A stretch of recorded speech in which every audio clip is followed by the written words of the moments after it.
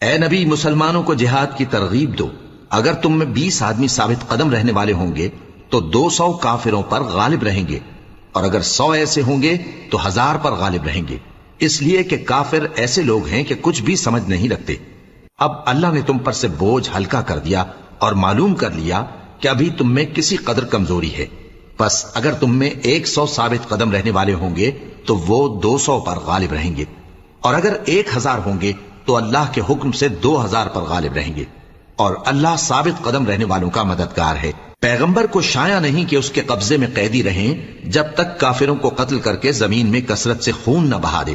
تم لوگ دنیا کے مال کے طالب ہو اور اللہ آخرت کی بھلائی چاہتا ہے، اور اللہ غالب ہے، حکمت والا ہے۔ اگر اللہ کا حکم پہلے نہ ہو چکا ہوتا تو جو فدیہ تم نے لیا ہے اس کے بدلے تم پر بڑا عذاب نازل ہوتا۔